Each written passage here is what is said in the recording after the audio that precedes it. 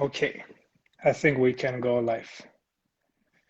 We're connecting with Alvina right now. Let's see. Hello. Hello, good to see you. Hi.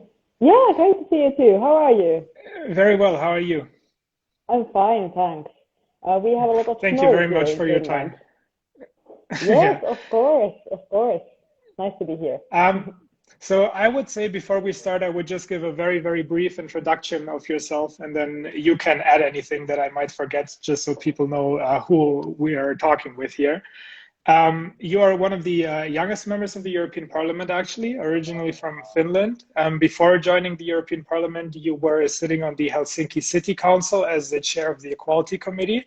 You also have experience in the environmental field, having worked with a Board of Transport Authority in Finland, and also a lot of foreign policy experience as someone who was already working with an NGO called Crisis Management Initiative, working to prevent and resolve conflict through dialogue. And as far as I could gather from the internet, your educational background is in foreign policy. I hope all of that is correct.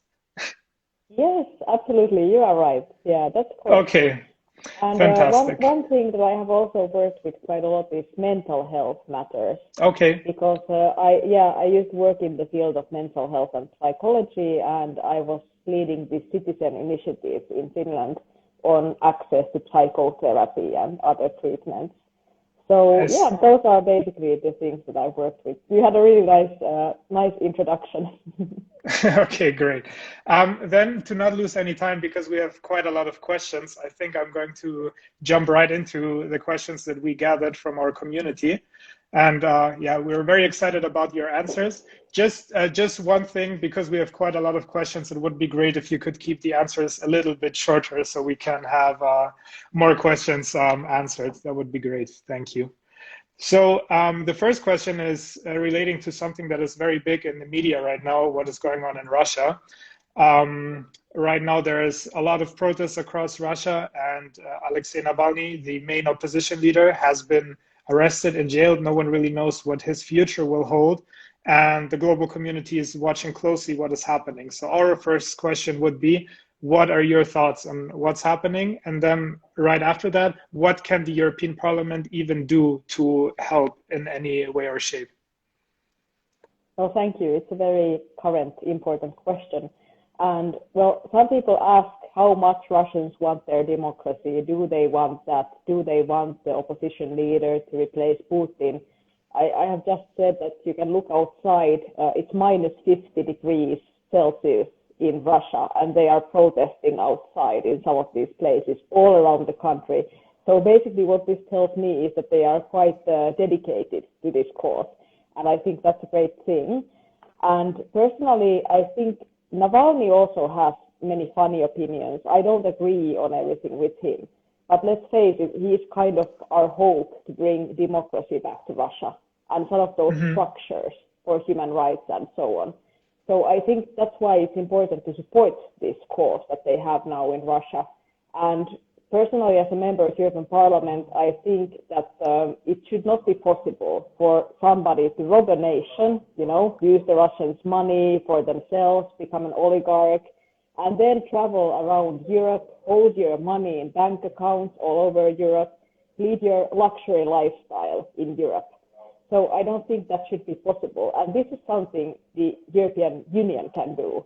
So we can put financial sanctions exactly to those people who are in the nearby circle of Putin and who have been in charge of committing these crimes, to be honest.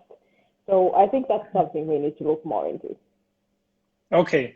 And relating to something that you already mentioned about not agreeing with everything that Navalny is saying or doing, we have also gotten some comments from people in our community who said that in the past there were some statements that are very, well, ethnically charged links to nationalists in Russia. So the question was, do you think it's a good idea for the EU or European leaders in general to stand so closely behind someone who has had these things happening in the past? I think it's not only Navalny, of course, we are talking about, but what EU should stand behind is the whole movement for democracy in Russia. And that's a lot wider than Navalny himself. So there are plenty of people. I met with Navalny actually last year, And I also met with the other opposition activists. And there are plenty, and they are great. And, you know, we should not talk about only one man, even though he is the symbol of it all. It's true that he's not perfect in his opinions at all. But then again, I'm trying to understand that the Russian atmosphere for discussion is a bit different than, for example, here in Finland or in European Union. So basically, that also influences how he speaks, what he speaks about. And then again, he's so much better option than Putin. Okay. To not lose any more time, let's jump right to the next foreign policy question. This one is relating to your work. It's about India. You are working as a rapporteur for the European Parliament on India. So our first question would be, what is a rapporteur for people who are not familiar with that term, and what kind of things are you working on as a rapporteur? Yes, great. Well, basically, rapporteur is the person mainly in charge of the relationships between EU and India in the European Parliament and the committee. So I'm an India rapporteur in the Foreign Affairs Committee, which means that in my role it's important to have a dialogue with India and, of course, between EU and India, and try to think about ways to deepen our cooperation. For example, I have been pushing for the human rights dialogue in India that's coming up now. And I find it really important for EU to do a lot of cooperation with India in matters of climate crisis, environmental questions, health and education, human rights. And for example, now that we will have also EU-India summit, then we will be working for this rapport to guide, you know, the politicians in that process. So we are trying to push these kind of themes there, not only trade or something like this, but wider perspective. Yeah. Regarding human rights, India made quite some headlines in 2019, December of 2019, when the so-called Citizenship Amendment Act was passed, which is a pathway to Indian citizenship for refugees from 3 countries, from Bangladesh, Pakistan, and Afghanistan. Those who arrived in India before the end of 2014, and it made headlines because that path to citizenship excluded Muslims from these 3 countries. So what are your thoughts on that? Because I know that the European Parliament has had two resolutions on the topic, or it tried to pass 2 resolutions, but these resolutions failed. So how come they failed, and why do you think, well, they failed? Well, first of all, I have quite a difficult role actually as the rapporteur. You know, as you might guess, I'm quite progressive and liberal and, you know, pushing for these themes. But then when you look at the EU in general, it has a lot of difficulties to address the human rights violations in India. And this was the thing behind that these resolutions failed. Basically, there was a visit of Joseph Borrell coming up to India, and apparently there was a threat that India would cancel the EU-India summit. So these questions are the ones that we have to kind of tackle here.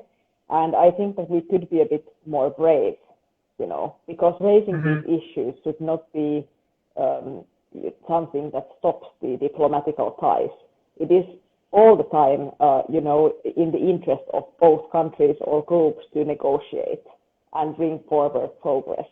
And I think that it is fair to say that this act that they have made is problematic in terms of the religious minorities.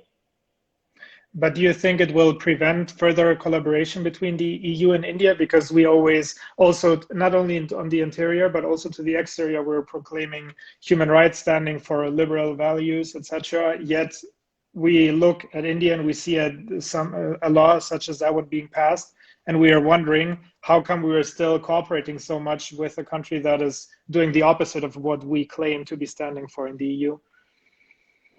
That's a great question, and I'm sure we are going to talk also about the same thing on China. You know, it's a big question on how we are actually cooperating with these different countries. Well, India has a lot of issues. India has also a lot of progress, so some things are moving forward, getting better, and some things are not. And there have been severe human rights, democracy, you know, there have been problems in these topics. And I think that it's really good for us to address them And I do not think that addressing them will stop any further dialogue, because right now the dialogue is coming along and it's going to happen. Okay, and I think thank that's you a very great much. thing. Yeah, thanks for the answer. Great segue to the next topic. As you already mentioned, China, that's quite a big topic, which we also covered on our channel. The EU Commission, after 7 years of long negotiations, has agreed in principle on a trade deal with China. So EU and China agreed on new rules for investment, new rules of copyright, and a bunch of other stuff. And this deal still is to be ratified by the European Parliament. So the Commission basically presented it as something that's already done, but the Parliament still has a say in it. And the Parliament is giving a lot of opposition to it. Many MEPs are talking about things such as democracy crackdown in Hong Kong, are talking about things such as the situation of Uyghur Muslims and situation in Tibet. So a whole lot of human rights related issues, and some also relating to environmental questions. So with this in mind, our question we received from our community was, what do you think will happen in the European Parliament? Will the European Parliament ratify the deal? Or if not, why not? Personally, I was just actually last year negotiating a file related to this topic a little bit on the cooperation of infrastructure and travel between China and EU. And there I managed to put in something such as that all the cooperation should go with the Paris Agreement, to control climate change, and also that the human rights of the minorities have to be taken care of all the time in all cooperation with Asian countries. So I think that this is important line of the Parliament, and it has to be respected. And currently, I think that this investment deal will not respect this political line. And I think that's a big issue. It's also the actions of China are against the international law. They are against all the labor conventions. Basically, they are against our human core values. And what's happening in China is basically a genocide. There are over 1 million Uyghur people in these detention camps. And it's a similar situation to Holocaust. We just spent the Holocaust Remembrance Day yesterday. And I think that this is an important point to keep in mind, that if we do not stop China now and actually raise this topic and do everything in our power, then in the future we will look back and think that we made a huge mistake. And I think that we will be ashamed if we go forward with this agreement. Okay. Well, about the terminology, there is a lot of discussion whether it's okay to equate it, but I will just leave it standing here because we need to move on. The thing is that the European Commission is still on the topic of China, had already labeled China as a systemic rival, actually. Of course, it also labels China as a partner in trade, as a partner in environmental topics, etc. But it specifically said it's a systemic rival in a document that was released by the Commission. Now, our question was, how come the Commission is now celebrating a deal with a country that it previously labeled a systemic rival? That's a great question. I cannot answer that because I think that it's also really weird. I don't think that we can say that China is a systemic rival and then at the same time give them like a really good deal and forget about human rights and these kind of matters. And I really hope that, especially now when USA has a new president, I hope that the Biden administration and EU can together raise these issues related to China. And there are many issues of making China the biggest, greatest world power, economically and otherwise. Yeah. So I don't really understand the logic of Commission here. Okay, well, you're not the only one. Relating to the new presidency in the United States with Joe Biden, there are, of course, many big foreign affairs related issues. On the one hand, China, as you already mentioned, but also another big topic is the Iran nuclear deal, also known as the JCPOA, the Joint Comprehensive Plan and Action. Our question is, do you believe that the deal has a future now under the Biden administration? Will we see a change? I definitely hope we will see changes. Of course, now we have to keep in mind that everybody has a great deal of expectations towards the new administration, and we are all hoping for different things, and we are going to be disappointed for sure in some of them. But what I'm looking most forward into is that when USA will join the Paris Agreement again and will actually work for preventing climate crisis together with other countries. That is majorly important, especially for the younger generation. So that's something I'm really looking forward to, and also rejoining the World Health Organization, rejoining kind of this ideology that they have had previously, at least somehow, on human rights, environment, questions like this. And USA has always been, well, of course, a big country. It has always had its political problems, and many things are those that we cannot agree with. But then I think that it's really important that we now have a new chance for better foreign policy, because with Trump administration, the foreign policy was, well, we all know what it was, and we don't want that to continue.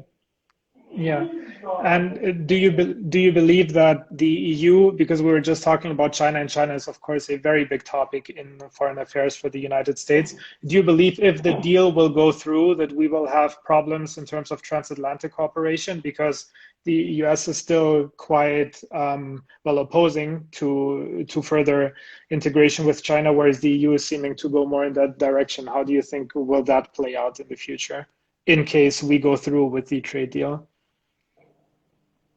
I think that we should play with United States more than with China. So I really think that we should find allies there rather than in China. That's my current opinion. And of course, we will see now where the Biden administration goes. It might also be harmful for our relationship with USA to actually have this deal with China. Okay. Now moving on to a also foreign affairs related question. Oh, all good. No problem at all. You know, this happens in Instagram Live, that you know your boyfriend comes and crashes your whole system down, but we're here. Sorry. Well, we're still here, all fine. We received a question on Twitter also relating to foreign affairs. Talking about what is happening in Ukraine, what is happening in Yemen. In Yemen right now, we still have arguably the worst humanitarian situation we have had in the 21st century. And the question that we received was, what do you think EU is going to do about that? And can the EU even do anything about it? And also regarding the situation in Ukraine with Crimea, is the EU doing anything? I know these are two very different, very broad topics, but maybe you could share some thoughts with us. Yes, of course. And well, I think that on Yemen, basically there are meaningful peace processes and to work more with that. Second is to, you know, support the people, give the humanitarian help that is really strongly needed. And in this we have not done a good enough job. We should put a lot more resources there and be fair in here also. But the third thing that's really interesting is that EU is the second biggest arms dealer in the whole world, you know, the EU area. And we deal so many arms also to those countries that are in a conflict situation, or also to dictators who are using these weapons against their own citizens. And what we are working on now, for example, in the Green Group, is to really make better rules for European Parliament on how we sell arms to these areas.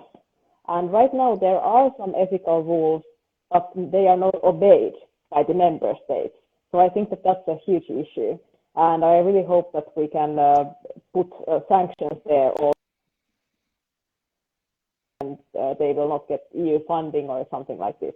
Because I think that this is one of the underlying causes of conflict. That we have this really unethical arms trade, and we are not doing enough to prevent conflicts and also to, you know, facilitate those peace processes. Yeah, I'm seeing a lot of hearts in the chat. I think that the audience agrees with you here. Then another foreign foreign affairs / European integration topic is the European enlargement with regard to the Western Balkans. Recently, we had a few topics talking about EU expansion, and the main candidates right now are Albania and Macedonia. However, they are being blocked right now by 2 EU member states, France and Bulgaria. And the question that we received is, what do they now need to do to become a member?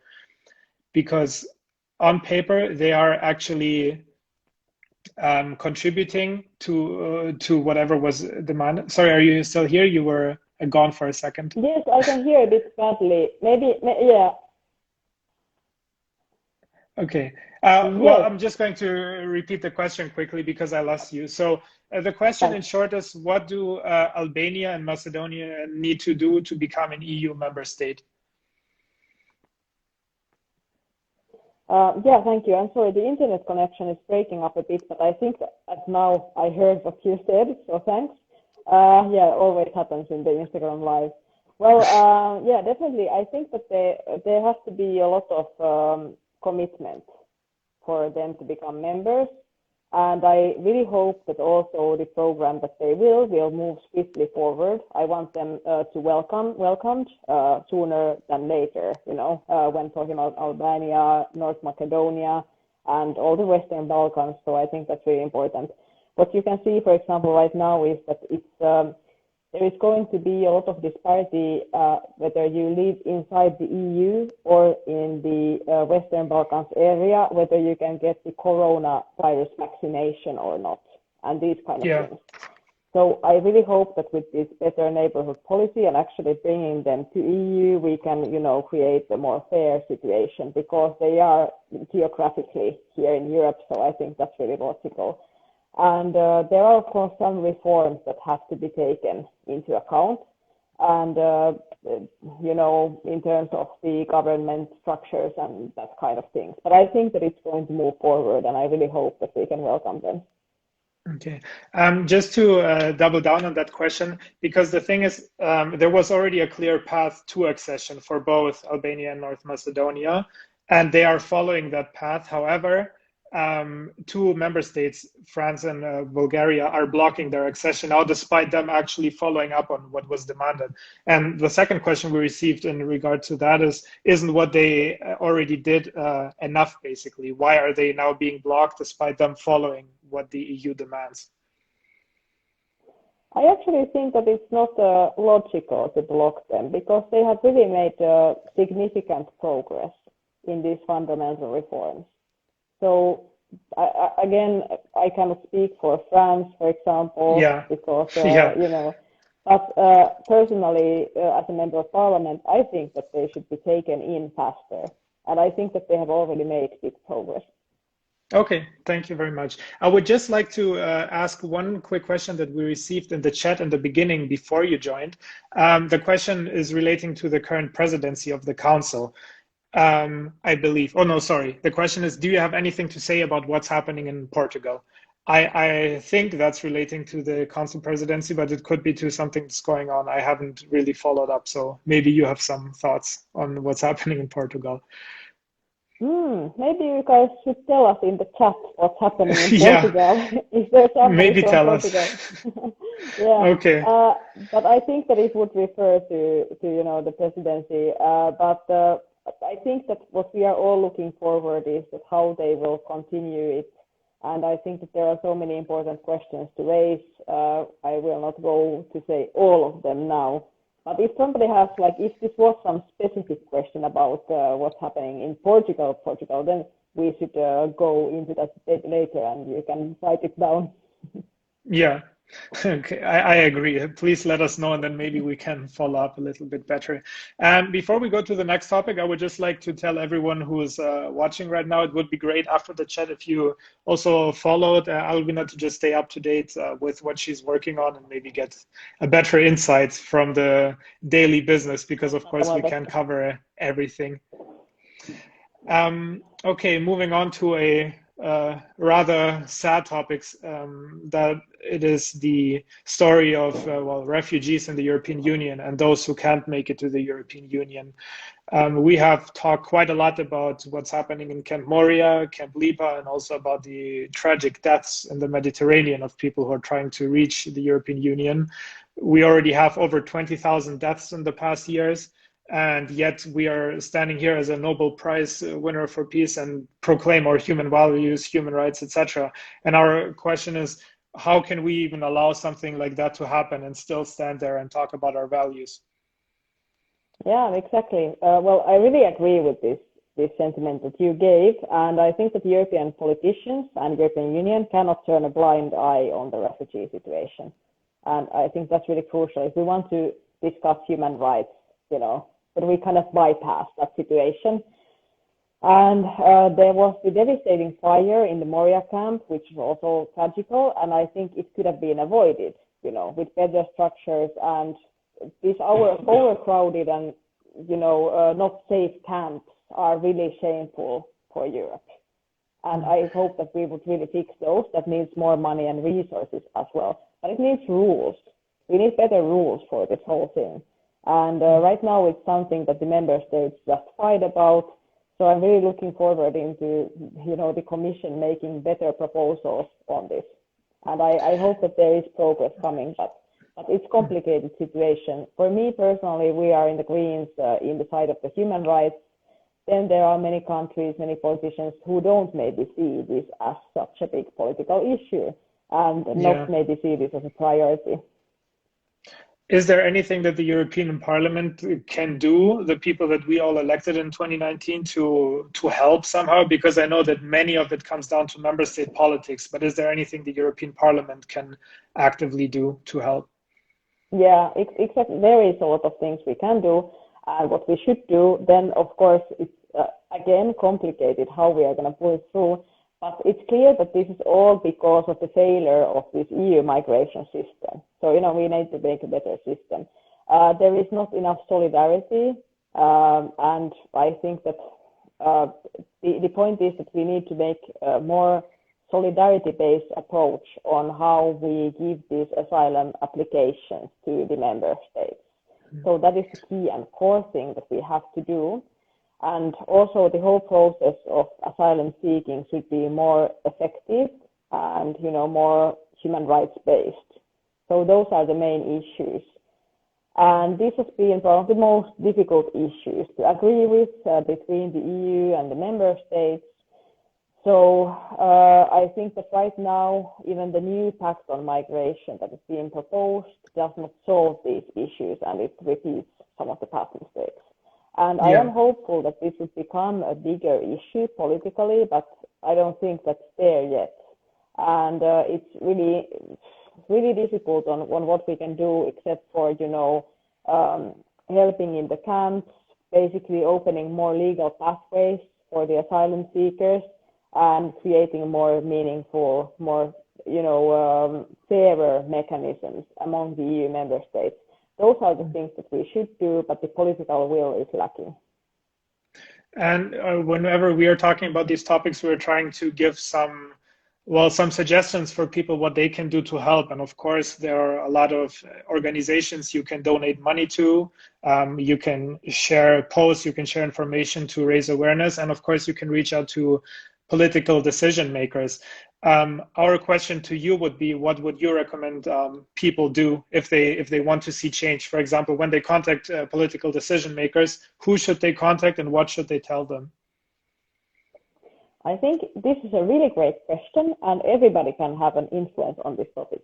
Because, the reason that changes are made in politics is basically because politicians think that people demand those changes.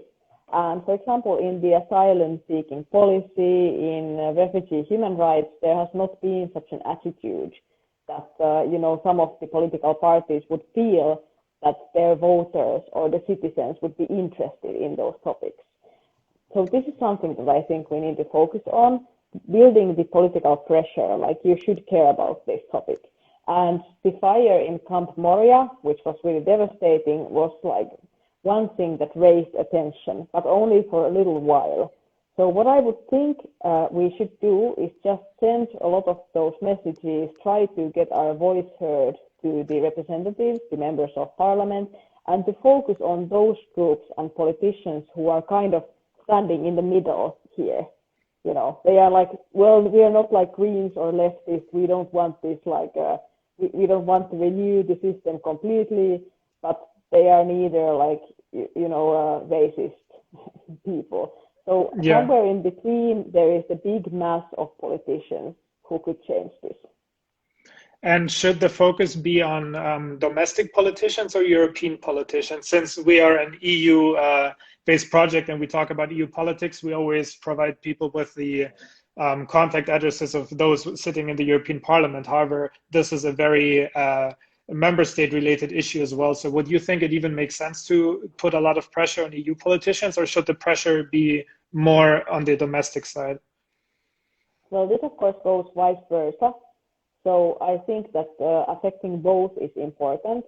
Of course, the prime ministers and the ministers of the member states are the main people negotiating about this. But the members of European Parliament and their groups, they can have statements to support their local politicians to do more about it. And, those statements and promises are really important for bringing towards the change. So it's not like so simple that you should only focus on something, but perhaps member states is a better place to start. Okay. Then we move on. I'm sorry for everyone who's watching and who sees me jumping from topic to topic, but we want to cover as many questions as possible. Now we move on to a, well, honestly, also rather depressing topic, maybe the topic of environment. We did a post about the Paris Agreement recently, where we talked about what is needed. According to the United Nations, we need to reduce all of our emissions based on the 1990 levels by at least 65%. However, the current EU plan is 55%, so it's 10% less than what the United Nations are suggesting and other leading climate scientists across the globe. So it's not only UN, it's also a lot of other people. Now our question is, why are we not doing what scientists are saying, and yet we are celebrating listening to science? It doesn't really add up for us. Yeah, it doesn't. When I started in the parliament, I was in the front row when Greta Thunberg came to speak to us. And it was funny that, all of these older gentlemen were clapping like great and supporting Greta, I guess. And I thought that there is going to be a change now. People have listened to the young people and science, and politicians are going to change stuff around here. So I was actually really hopeful. Then when we started to negotiate the climate law, of course, it's not perfect and it has a lot of issues. It's still a lot better than what we had before. And the Greens had, of course, a lot more ambitious goals to the climate law, and exactly those that were to comply with the Paris Agreement. But nevertheless, it was closer to that than before, so that's okay. But then what happened later was, of course, the Commission also made the ambition level smaller. And we agreed to put forward the agriculture reform cap. And that was really a major issue because, this kind of a reform, it did not respect the climate law that we just made, but it was more of pushing it down and destroying it. Because there it was not changed how we support the agriculture, how we spent this huge amount of EU money, basically like 1/3 of the EU money, and that is completely against the climate law. So I believe that that's something that we should change first of all, that we cannot just make a climate law and then completely destroy it by deciding something different 2 weeks from that. So there's a lot of hypocrisy and like a lot of issues here. Yeah. Then my next question, still on the environmental side of things, the European Commission said that they're going to revise that 55% goal that was set earlier. And we were wondering, do you think there's a chance in that revision process that it will be raised to 65%? I think that definitely in the member states, there has not been at least at all so ambitious at the atmosphere than in the European Parliament. So in the European Parliament, the political will has actually been a lot bigger than in the Commission and in the member states. And that's really the issue here, that if the ambition would be the same in all of these, then basically I think it would be more possible to bring about change. So that's why we need the climate movement, and that's why we need the researchers, and that's something we need, because currently the politicians are not doing enough. Yeah. And for you personally, because you also have experience working with environmental topics, what does a greener EU look like for you? What are some key things that a green EU has to have going forward? Well, that's a great question. I think that you guys have a lot of knowledge on this as well, and it's really great actually that you are writing about these topics and that you are all the time posting about them, because this is so important for the young generation, but only for our planet's future also. So it's really important. What I think would be necessary is to make the better reform on the agriculture and support policies. Then also we need to make the ambitious climate legislations, whether it be on the EU side or in the member states. But basically, climate change is something that fighting is not a nice thing. It's something we have to do, and I know that many people don't want to do it, but the benefits are going to be so much bigger than if we don't. It's really dangerous for us to keep living like this, And that's why I believe that we have to put more resources in those innovations and clean technology and, better eating habits, railways, all kinds of things. And personally, I just think that it's important to listen to what the researchers say, what the activists say, because they have a lot of knowledge on this, a lot more than the politicians basically usually have. So we should listen to them. And that's how we create the better, greener future. And for me, the vision is that at that point we will live more in some symbiosis with the nature, and that people will respect it more. So that's the main vision. Yeah. One personal question. A lot of people usually think that our account is directly EU related and EU funded. So whenever they are getting angry about environmental topics, they tag us in the story and say, what are you doing? Why are you ruining our future? Do you think that for young people, there is even a future in terms of, climate policies in the EU? Because right now it does not seem like we're listening to the science. We're not listening to it enough. And we always hear from politicians that we're going to update it, we're going to make it greener. Yet every time when something is voted on and becomes a legal text, it does not meet the criteria that we need. So do you think it's just a lot of blah, blah, or can we remain hopeful that there will be change actually? There has been a lot of blah, blah all the time. Personally, for me, this new climate law was one of the first things that were even going to the right direction. It's not perfect. It never is. Climate policy is something where you always have to be disappointed. You are never getting what you want. And that's horrible. It should not be like that. It should be so that the politicians say that, okay, now we have to do this and this, have a clear plan and have good goals. And then people say, okay, we will live with that and we will make it work. But the same with the corona crisis, the politicians have to say that, okay, this is what we will do. And then people should be able to live with that and kind of work towards a better future. And I think here it doesn't happen, but it's so that people are all the time asking, can you make more legislation? Can you put better goals, put in more money? And the politicians are like, yeah, of course. But then nada, nothing is happening. Yeah. That's the problem. And also maybe even the businesses can be greener in some ways than some countries, which is funny. And I think that also proves the point that politicians should be more effective in putting the legislation and so on for preventing the climate crisis. But then again, I have been active in this thing for around 10 years. 10 years ago, I was a young climate activist from high school. And basically, I was organizing, for example, these climate demonstrations in Helsinki.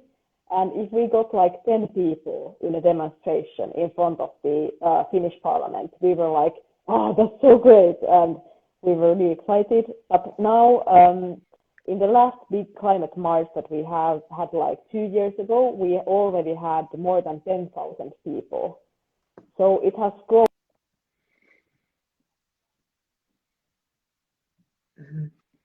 Sorry, yeah. So the whole movement has No worries. grown a lot. And yeah, can you hear me now? Yeah, I can hear. I could hear. It's all good. Yeah. Yeah. So the whole movement has grown so much bigger, and I think that's really great.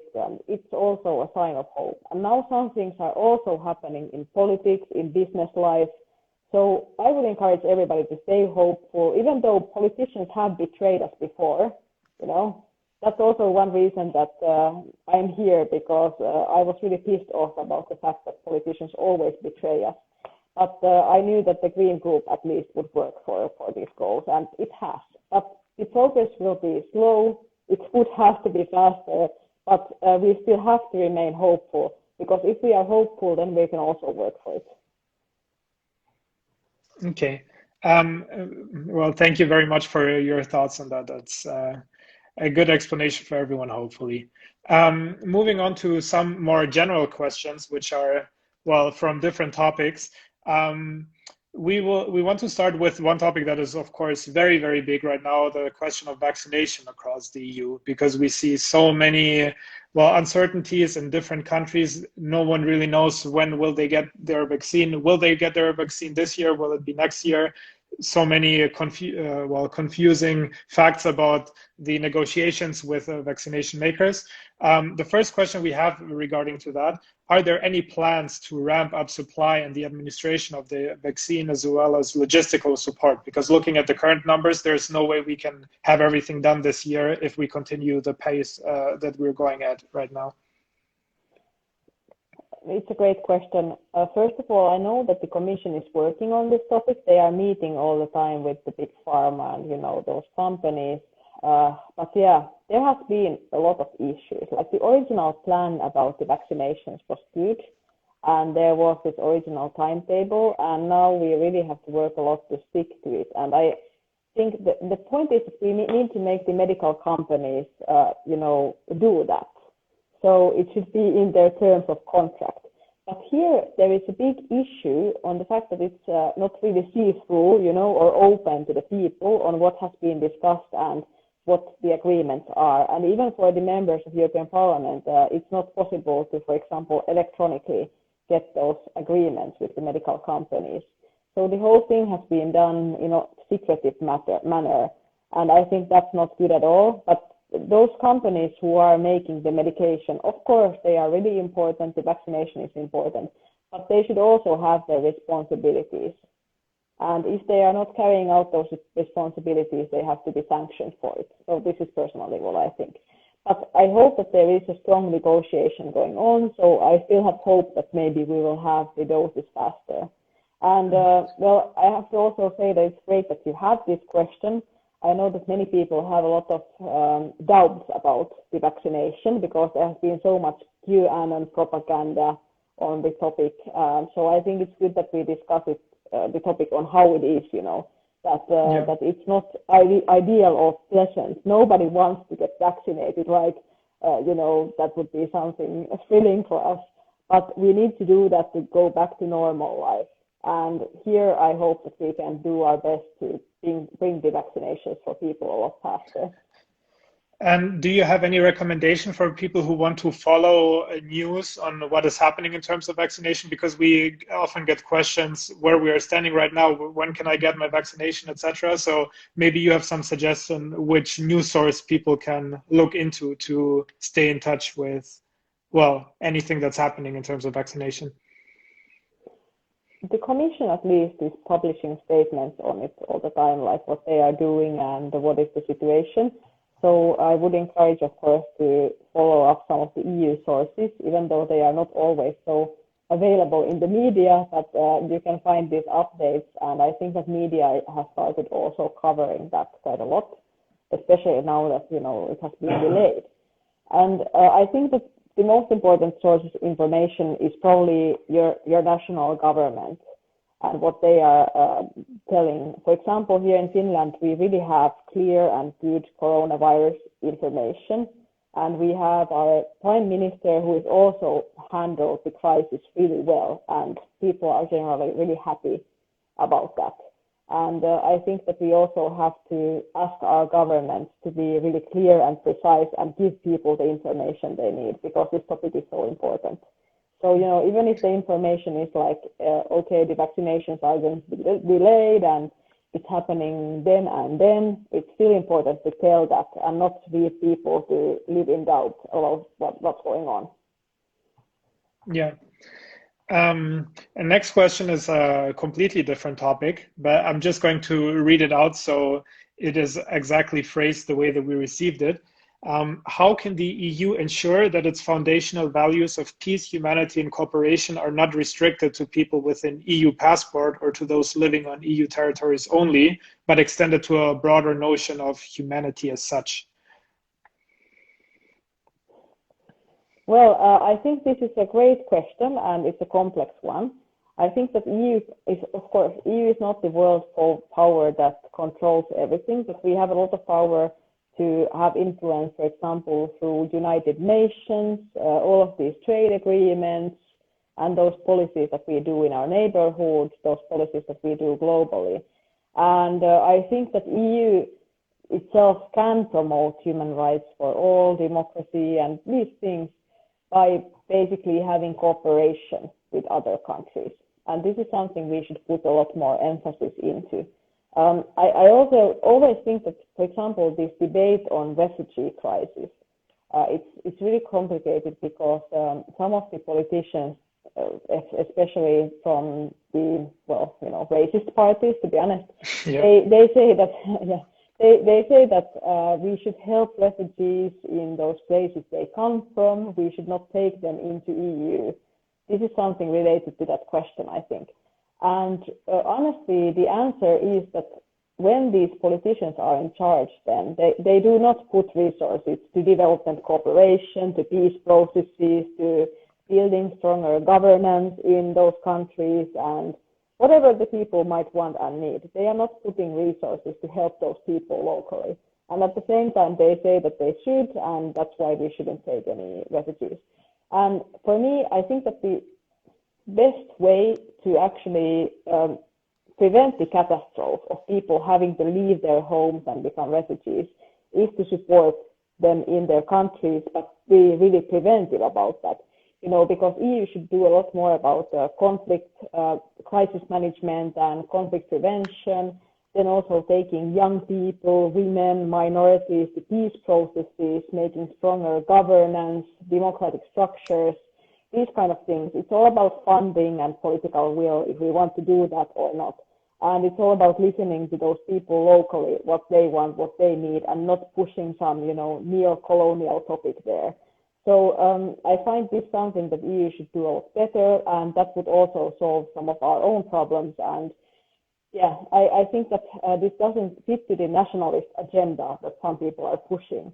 And yet I think it's answer to some of those questions, because if we would help people better, then they would not have to leave their homes. And I think that the global stability should be in every political party's interest. Yeah. The next question that we got is still relating to foreign affairs. It's about, well, India and China and other countries that the EU is somehow involved with, whether it's through trade or anything else. And the question was, is it even possible to take the EU serious as a proclaimer of humanitarian values while it's not even able to contain countries such as Hungary and authoritarian tendencies within itself as a union? So what can we expect from the EU as a foreign affairs player, basically, if we cannot even hold our own, well, place together, basically? Yeah, it's an excellent question. What needs to change, I think, in all of this is how we make the decisions inside the European Parliament. Because right now, you need all of those member states to agree on something before you can do anything. And that should not be this way. Because in the core questions of our values, of human rights, rule of law, democracy, the possibility to decide for something should be like in just the majority of member states, so that Hungary, Poland, or some other single state cannot prevent all the good stuff that the others want to do. And I believe this is like the core structural problem inside EU, and that's something we should fix and something we should really change. And I believe that that's a long road to do that. But perhaps now when we have the Corona financial package to support the economy of the member states, and there are already small signs that say that the rule of law should be obeyed with this money. And I think that that's a really good start. And I did not even believe that they could make it happen at the negotiation. And it's not perfect, of course, but I think that that opens a bit of the road to the fact that we should be able to sanction the member states if they are not promoting the key EU values. Okay, then that is a more general question about your experience as an activist, as a politician. As a citizen who is not working in politics, how can I personally push for change? That's a great question, and there are so many ways that we can do that. Personally, I have also not been a politician for a long time. I was just a city councillor, and then I became a member of the parliament. And before that, I was just a normal citizen and a citizen activist in a way. And I think that this kind of activism, it doesn't have to be huge. There are many even smaller ways that one can make an impact. Of course, one is to do what you have actually encouraged people to do, to, send messages to their representatives, to political parties, and try to influence theirs. But it can also be something totally outside of the system, like building some kind of movement. For example, what Greta Thunberg has done in the climate change matters. I'm not saying it's something that can be done by anybody, but perhaps if you have a good group of people, a good group of friends, then you can make a lot of changes happen. And that's, for example, something we have done here in Finland with the mental health matters that I'm talking quite a lot about, because we knew that Finland is a welfare state and we have a lot of health available for people, for free, without any cost if they break their leg or something. But then if they have depression or anxiety, then it's not at all so easy to get the treatment that people need. So we really want to change that and started putting towards social media campaigning, demonstrations. There were all the mental health organizations involved in this campaigning. And you can really work through NGOs or, work as an activist yourself. Just find your way of what you can do, what you want to do, if it's with art or writing or whatever. So you can influence in all of these arenas. And that's great also about this time period, even though there are many downsides to social media. But right now, when we are in the isolation mode, it's really nice that you can actually influence also in the internet. And that's really cool. Yeah. That's also what you are doing. Yeah, we're trying to at least. That's a great answer, and I couldn't agree more. I mean, from my perspective, doing this for quite a while now as well, I definitely agree. The main thing is to just get started. Whatever it is you do, just get started, and the rest will solve itself along the way, basically. We still have a few minutes left, so what I would like to do now is wait if we get any questions from our listeners who are still with us. So in case you have any question that you want to ask, please just post it in the chat, and then hopefully you can shed some light on what is happening in the EU and what can be done about it. Just going to give everyone a... That would be nice. Sorry. If you still have any questions. And also to, as people think about it, to the last point that you said that you just need to start the activism and changing things somewhere, I think that's a really good point, like just starting with some little or smaller thing. But then also I would like to encourage everyone to dream really big. Because, for example, I was not supposed to become a member of European Parliament. That was not possible. I found that there is zero chance. But then we thought that, well, maybe why not run a campaign? And I think that's an important message as well, that not all young people or female minorities, any one of us, have to be just activists outside of the system. But, you can be political leaders as well as anybody. Because the older, middle-aged gentlemen, who have been there for centuries, or so it sometimes feels, they are not the only ones doing politics.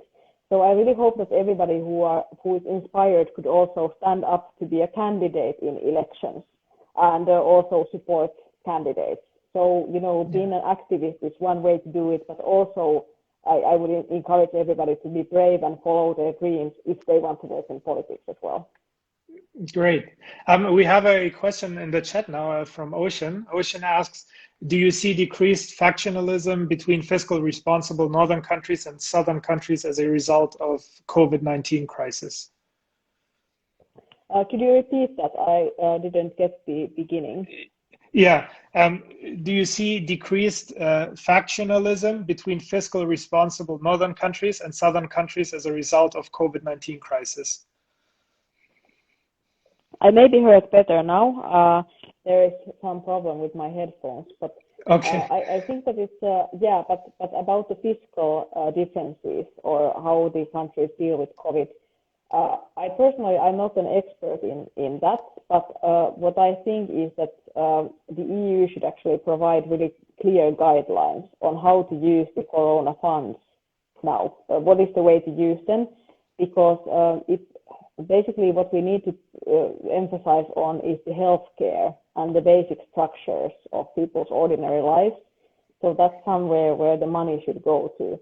And also because we have the Green New Deal, which is one of the hopeful things that we are going forward with, then that money should also be spent to, prevent climate change. But I also think that there should be a bit of regulation on how the money is spent. So, it cannot go to breaching rule of law or to dictators. This is the Poland and Hungary question that's really important. And I think that EU has to follow that quite clearly, like how the money is used and whether it's used right and for the people's good and not something completely different. So, and I also think that it's really important that the member states can have a fair tax system and these good government structures. So those can basically put the financial situation of the country also in a lot better mode. And I think that EU should support the member states in building that. Okay. Do you still have time for one last question? Because there's still one open in the chat. Okay, great. The question that we received is, do you believe that the new EU-China investment agreement would improve the situation for the Uyghurs, given the very subtle wording in the agreement regarding that issue? I don't believe it's enough. I don't believe, in theory, all cooperation could be used to make those deals better. But right now, the wording is not ambitious enough, and it does not support the humanitarian law, international law, or human rights. So I'm not happy with that yet.